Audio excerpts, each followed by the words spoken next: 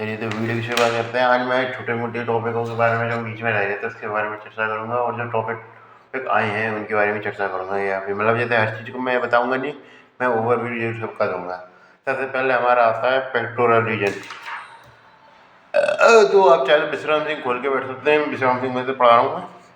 तो pectoral region में सबसे पहले आज सरफेस लैंड मार्किंग, जो कि आप प्रैक्टिकल करेंगे तब जाके सही समझेंगे, यहाँ पे पढ़ाने का मतलब नहीं है। फिर आती है muscles of pectoral region. Passage में 3-4 मसल आती हैं तरीके से। पेक्टोरलिस मेजर एंड माइनर सबके लिए भी ऐसा, और क्या कहते हैं सेरेटन हेटेरा इंटीरियर के बारे में डिस्क्रिप्शन दिया था बढ़िया तरीके से। और उसके अलावा पेक्टोरलिस मेजर के बारे में जब मैं छोटा जब पढ़ाया था, मैंने इसकी ओरिजिन इंसर्शन बताई दी थी। ओरिजिन कहाँ से होता है इसका, और एक्सटर्नल ऑब्लिक्यूल लाइन बताई थी मैंने। एक बताया मैंने उसमें एपिन्यूरोसिस बताया था, external oblique aponeurosis external line थी, और उससे क्या कहते हैं क्लेविकल से ओरिजिन हो रहा था उसका।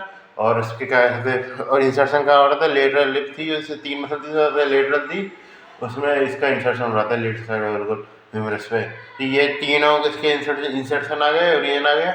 मूवमेंट मैंने बता दी थी क्या क्या मूवमेंट करता है। ये तो एडक्शन का काम करेगा, वीडियो रोटेशन का काम करेगा आर्मर की। Nerve supply litre per 2 nerve रहती है। और क्या कहते हैं पेट्रोल इस माइनर की बात करके चले तो इसमें से कुछ खास काम है नहीं है। ओरिजिन बता मुझे second third fifth, second third third fourth fifth rib से इसका ओरिजिन होता है, और इंसर्शन होता है कोराकॉइड प्रोसेस में। और इसका फंक्शन क्या होता है, वही जो सेट एनर्जी वाले होते हैं, रिट्रैक्शन करना, मतलब एक तरीके से थाम के रखना स्केपल आपको चेस्ट के ऊपर, चेस्ट वॉल के ऊपर, यही काम रहता है इसका। नर्व सप्लाई सिंपल से पेट्रोल इस वाला जो लेटर पेट्रोल नर्व ही रहती है सप्लाई, C5 C6 C7 रहती है सप्लाई। सब क्लियर से कुछ खास इंपॉर्टेंट नहीं है। मैंने वो सेट एंटीरियर के मैंने बताने में बता दिया था। अब हमारे पास जो मेन टॉपिक आता है वो है क्लेविक फैक्टर, जिसके बारे में सबसे पहले कोई भी चीज़ आप याद रखते हैं MBA की दुनिया में, तो क्लेविक फैक्टर ऑफ फेसिया ही रहता है।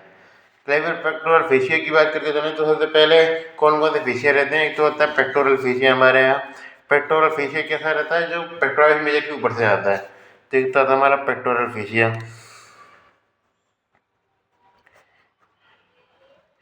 पेक्टोरल फेसिया जो होता है पेक्टोरलिस मेजर के ऊपर से आता है। फिर क्लेविक पेक्टोरल फेसिया का क्या होता है, वो होता है बीच में से निकलता है पेक्टोरलिस मेजर और क्या कहते हैं पेक्टोरलिस माइनर के।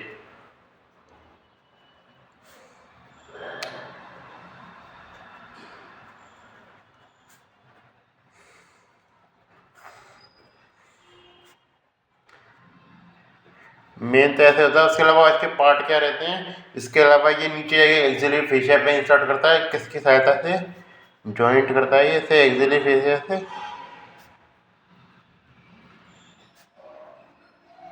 किसकी सहायता है, suspensory ligament of AC, suspensory ligament of axilla.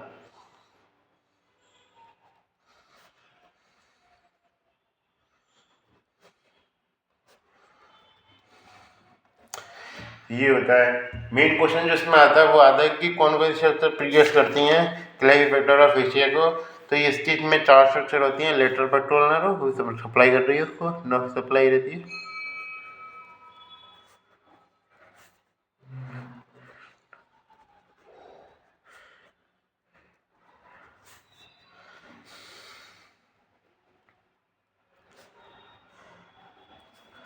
और क्या कहते हैं थोरैकोएक्रोमियल आर्टरी,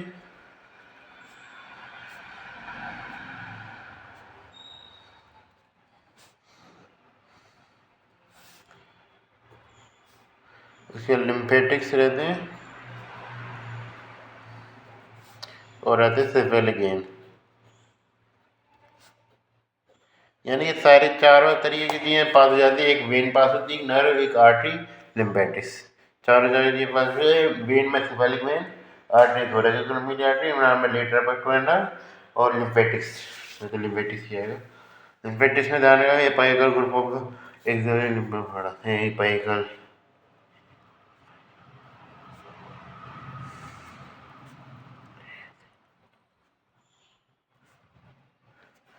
ये हो गया हमारा क्लेविक पेक्टोरल फेसिया, जो मतलब से पहला टॉपिक मान लो इसमें। फिर आता है एक लंबा टॉपिक फिर में आता है ब्रेस्ट। ब्रेस्ट की एक चीज़ में तो कई बताऊंगा कि सरफेस लैंड मार्किंग भी रहती है, मसल्स तो मसल्स 3 ही रहती है, पेक्टोरल मेजर वगैरह, एक्सटर्नल ऑब्लिक भी रहती है, उसी रीजन से बताया था मैंने। तो ऊपर ऐसे में सेरिटस इंटीरियर का ओरिजिन भी रह जाता है फिर से सर्फेस लैंड वाली पता नहीं लिप्पल एरियर और ब्रेस्ट स्किन जो मतलब ब्रेस्ट स्किन जो होती है टाइटली एडजस्ट रहती है किसकी सहायता सस्पेंसरी लिगामेंट ऑफ कूपर की सहायता से ये ध्यान रखो सस्पेंसरी लिगामेंट ऑफ सहायता कूपर की सहायता से जो स्किन है वो जुड़ी रहती है इसको फेशिया को जो पेक्टोरल फेशिया है उसको जुड़ी रहती है और उसके इससे क्या होता है कि एकदम जब भी कुछ भी ये मान के इन्फेक्शन हुआ या फिर कैंसर भी हुआ तो वो क्या इनका इन्फिल्ट्रेशन हो जाए उसमें ये टाइट हो जाएंगी लेकिन पीएडो ऑरेंज अपीयरेंस बन जाती है जैसे काफ़ी सारे शब्द दे दिया जाता है कैंसर में ब्रेस्ट कैंसर में तो पीएडो ऑरेंज अपीयरेंस बन जाती है उसका रीजन दिया जाता है सस्पेंसरी लिगामेंट और ऊपर के इन्फ्लेट्रेशन से तो सस्पेंसरी लिगामेंट और ऊपर ध्यान रखना मेन तो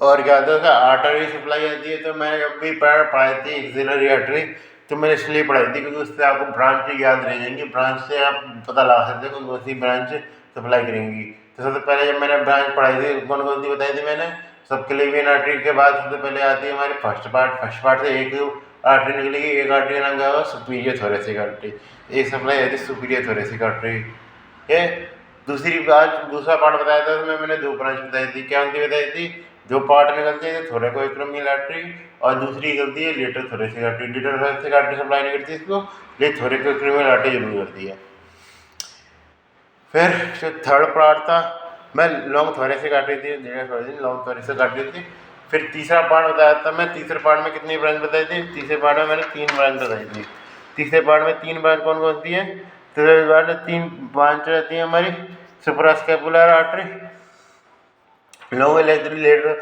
सुप्रास्कैपुलर आर्टरी और क्या कहते हैं सर्कमस्कैपुलर आर्टरी ह्यूमरल आर्टरी तो ह्यूमरल आर्टरी और सुप्रास्कैपुलर आर्टरी का तो इसका कोई रिलेशन है तो नहीं है मेन आप ध्यान रखना फर्स्ट और सेकंड पार्ट की ब्रांचेस सप्लाई करती हैं आर्टरी सप्लाई मैं लिख देता हूँ मैं artery supply branches of first and second part थोड़ा सा आपको थोड़ी सी रिमेंबर वाली मेमोरी भी अच्छी होनी चाहिए ताकि क्योंकि आप बार बार टॉपिक अगर रटने का प्रयास करेंगे तो आपको फ़ायदा नहीं हुआ जितना कि आप पुरानी चीज़ें रिमेंबर करके उससे रिलेट करने का प्रयास करेंगे तो इसलिए मैंने ये चीज़ नहीं पढ़ाई क्योंकि मैं पढ़ाने को तो मैं पढ़ा सकता था आप भी पढ़ लेते लेकिन उसका इम्पैक्ट नहीं आता तो इसलिए आप थोड़ा सा याद करने का प्रयास करें पहले जो चीज़ें थी मेन मेरा एक बार में सारी चीज़ें डिस्क्रिप्शन करने का ऐसा डिस्क्रिप्शन उद्देश्य ये था कि आप चीज़ों को एक संग याद रख सकें तो ये चीज़ हो गई हमारी वीनस ड्रेनेज ध्यान रखना मेन उससे ब्रेन के द्वारा हो जाता है इसमें पोस्टीरियर इंटरोसियस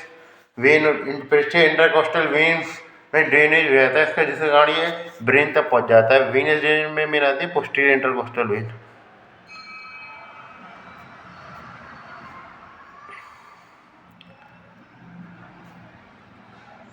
ये रहेगी नर्व सप्लाई तो उसी ग्रुप में रहेंगी 6 से 5 C6 वाली C6 है सामने वाली जो उस रीजनल वेन रहती है वो सप्लाई रहती है मेन आता है हमारा क्या आता है वो आता है लिम्फेटिक ड्रेनेज जिसके हमें इसका टॉपिक भी लिम्फेटिक ड्रेनेज लिख रखा है और तो कुछ खास ज़्यादा है नहीं है प्रश्न बताने के लिए ये बताते हैं कि कैंसर किधर किधर मूव भी कर सकता है तो लिम्फेटिक ड्रेनेज सबसे पहले बात करूँगा सुपरफिशियल लिम्फेटिक ड्रेनेज की सुपरफिशियल की एक होती है डीप तो मैं सुपरफिशियल की बात कर रहा हूँ डीप तो छोटा की है तो ये हमारा बन गया ब्रेस्ट निप्पल और उसके आसपास इसमें छोड़ देंगे क्योंकि वो डीप लिम्फेटिक ड्रेनेज में आता है बचा कुचा जाता है सुपरफिशियल में इसको हम बांटेंगे 4 पार्ट में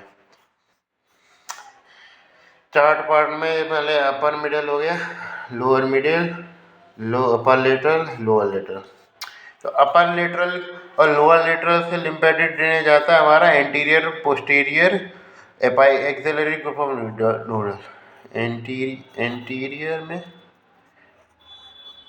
पोस्टीरियर में anterior posterior axillary group of lymph node में आता है इससे अपर पार्ट से अपर मतलब जैसे लेटरल पार्ट से आता है कि अपर और लोअर दोनों में आता है लोअर को और जगह भी जाता है उसको बताऊँगा मैं तो इससे ये interior posterior axillary group of lymph anterior posterior वहाँ से किस में जाता है ये जो सिंपल दोनों के सेंटर में आ गया तो इससे centre group of lymph node है सेंटर उसके बाद जाता है deltopectoral group of lymph node में और फिर क्या जाता है, ये जाता है हमारा apical group of lymph node में।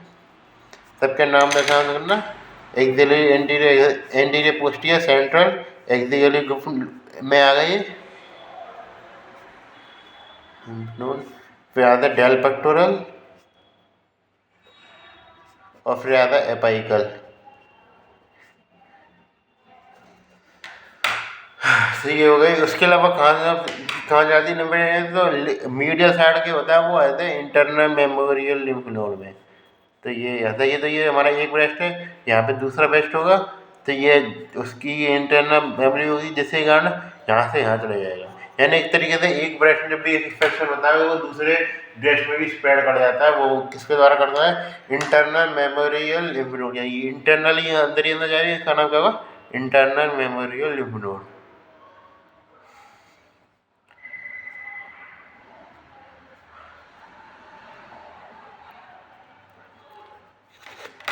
और उस पर बात करके लोअर वाले सेफेस की, तो लोअर यदि लेटरल है तो वो खा जाता सकता है, वो जाता है पोस्टीरियर इंटरकोस्टल लिम्फ नोड में।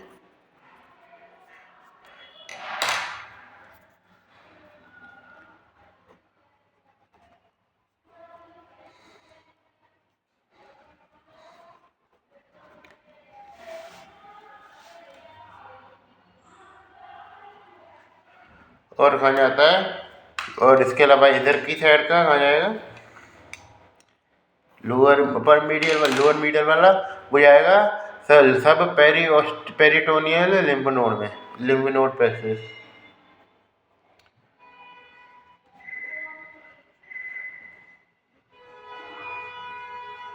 और वहाँ से किस में जा सकता है, ये ओवेरी में।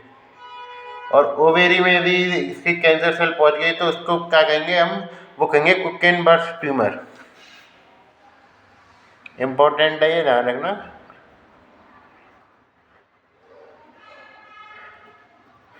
ये हुई सुपरफिशियल। डीप में बात करके चलूँ तो डीप में axillary group of lymph node में आता है, किसके द्वारा, डीप में आ जाता है हमारा सब एलियोर प्लेक्सिस और सेबी।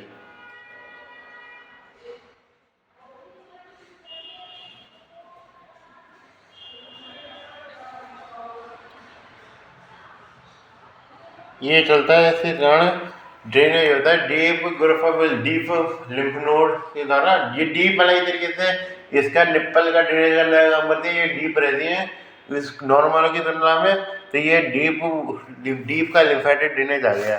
इसके क्लिनिकल आप ध्यान रखना, मेन रूप से ब्रेस्ट कैंसर रहती है। और ब्रेस्ट कैंसर क्या क्या क्या चीज़ें दिखेंगी आपको, क्या क्या स्प्रेड होता है ट्यूमर का, किससे रिलेटेड करते हैं, मेमोग्राफी जल्दी जाता है, बहुत कॉमन कैंसर रहता है ये चीज़ आता है, जैसे एडोलेसेंट में होता है ये कैंसर। तो ये चीज़ आपको ध्यान रखनी है। फिर हम आते हैं जैसे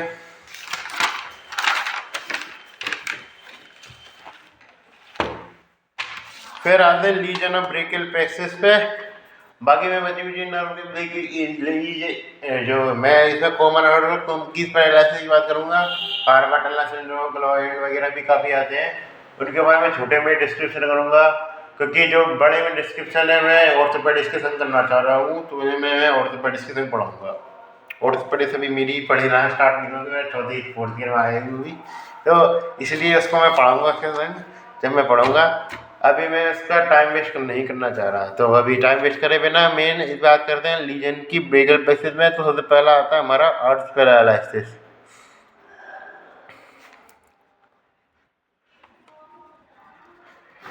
अर्थ पैरालिसिस में बात करके चले तो सबसे पहले इससे पहले पता करना चाहिए हमें अर्थ पॉइंट कौन सा है। काफ़ी बार अर्थ पॉइंट पूछ लेता है, तो मैं बात करते हैं या रूट आ गया C5C6, अपर ट्रंक से रिलेट होता है, अपर ट्रंक C5C6 से मतलब पता ही होगा।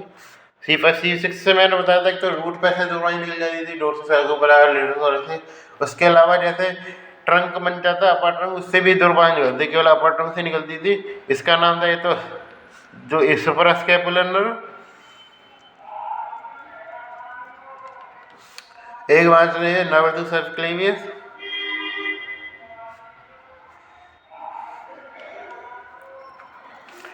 ये मध्य ब्रांच निकलती है। इससे अलावा एंटीरियर पोस्टीरियर डिवीजन हो जाता था उसके बाद, एंटीरियर पोस्टीरियर डिवीजन, इस प्रकार डिवीजन हो जाता था। तो इसी प्रकार जो ऐसे में जो बीच में जो पॉइंट बनना है हमारा, ये होता था हमारा आउट्स पॉइंट। ये इंपॉर्टेंट पॉइंट कि इसमें यही पॉइंट पे इंजरी होती है जिसके कारण पैरालिसिस होता है मसल का, जिसमें सिंपल है C5 C6 की रूट की मसल जाएंगी, सिलेप टू सर्किल सुप्रास्कैपुलर नर्व और नर्व टू सर्कुलर जाएंगी, और ये जाएंगी और पता नहीं जाएगा। तो ये जाएंगी एक तरीके से, यानी कि अपर ट्रंक जाएगा और उससे अपर ट्रंक से दोनों बाहें चली वो हो जाएंगी। अब इसमें पोजिशनिंग कैसी होती है कि एक तो जो क्या होता है, तो एडक्शन ऑफ आर्म पाया जाता है, इससे जो पोजीशनिंग बनती है उसको कहते हैं पुलिसमैन टिप। इससे आप समझ सकते हैं पुलिसमैन टिप। अब पुलिसमैन टिप लेता है तो कैसे करता है, एकदम हाथ इधर करके बिल्कुल पीछे की साइड से यूँ लेता है ना, ध्यान से देखो, ऐसे मैं शरीर नहीं दिखा रहा अभी ना, तो इसके कारण यूँ लेता है, इसी प्रकार जो टिप होती है वो ऐसे ली जाती है। तो इससे आप क्या समझ रहे हैं, यानी एक तो वो उसका बाहर की साइड नहीं है, अंदर की साइड उसका हाथ, तो यानी कि एडक्शन हो रखा है आर्म का।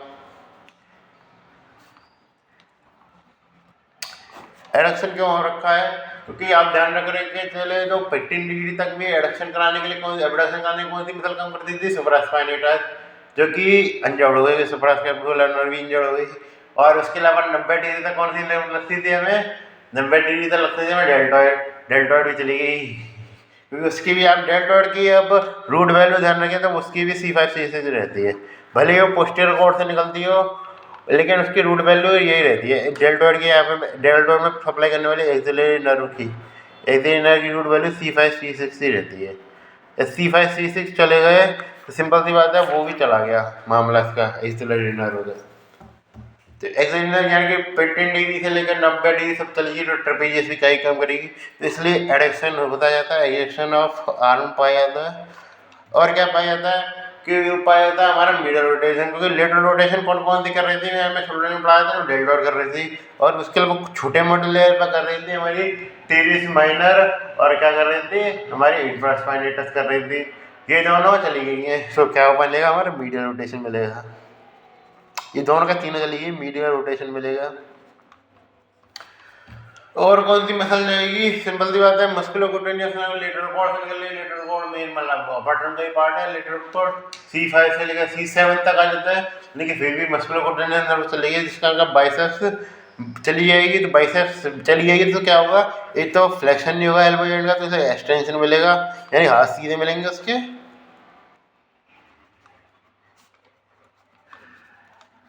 दोनों में तीनों में से कोई सी ब्रेकियली फैसिलिटी काम नहीं हो रही है, वो एक और काम नहीं रही।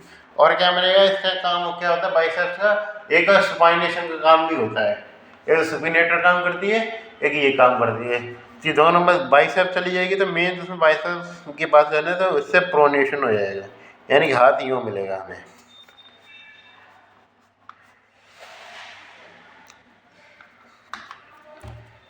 तो ये चीज़ आप समझ सकते हैं। दूसरा हमारा पैरालिसिस आता है, ये होता किस प्रकार है, तो ये हमें जितने भी कोई भी हेड की इंजरी होगी, हेड और आर्म शोल्डर, ये हेड और शोल्डर के बीच में कोई जो भी इंजरी होगी, चाहे तो वो बहुत ज़्यादा ये शोल्डर खिंच के हमारा मतलब बाहर की तरफ या गैप एंगल, यदि शोल्डर और हेड के बीच में एंगल ज़्यादा हो जाएगा तब ये इंजरी हो जाती है, इसका ध्यान रखना। शोल्डर और हेड के बीच में एंगल ज़्यादा हो जाए तब ज़्यादा होती है। और दूसरा आता है हमारा कमकीस पैरालिसिस।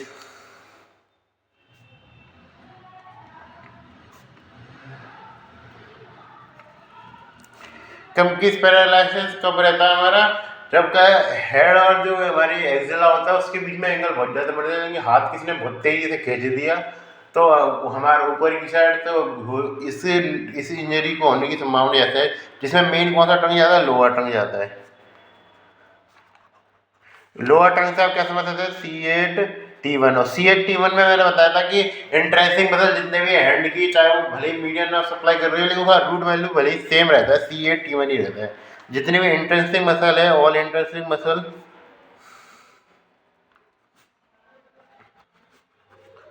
एंड गॉन, यानी सारी की इंट्रेंसिंग मसल होगी हैंड की, वो चली जाएंगी। और मेन इसकी कोई इंजरी हुई है इसमें अल्नर नर्व जाएगी, क्योंकि मेन यही नर्व इम्पोर्ट रहती है, अल्नर नर्व जाती है, जिससे कारण हमें चीज़ बन जाती है, वो क्या बनती है हमारी पोजिशनिंग, वो बन जाती है हमारी क्लॉ हैंड। तो क्लॉ हैंड का निर्माण होता है इसमें। तो ये हुई इसकी बात, और इसमें ज़्यादा कुछ खास चर्चा करने लायक होगा तो बता दूंगा, छोटी मोटी चीज़ मैं बता सकता हूँ, लेकिन मैं क्या है, मैं चाह रहा हूँ मैं और बड़ी इसके संग ही बताऊँ। अरे नास्टोमो से ज़्यादा याद रख सकता है। मैं आर्ट सप्लाई में मैंने ब्रांच बताई थी, सही सारी ब्रांच निकल के सीधे सप्लाई हो रही है। एक ब्रांच बताने बैठूंगा तो उसमें सिंपल सी फ़ायदा नहीं हुआ। मैं ज़्यादा खुद ही याद करने का प्रयास करेंगे तो ज़्यादा फ़ायदा होगा आपको।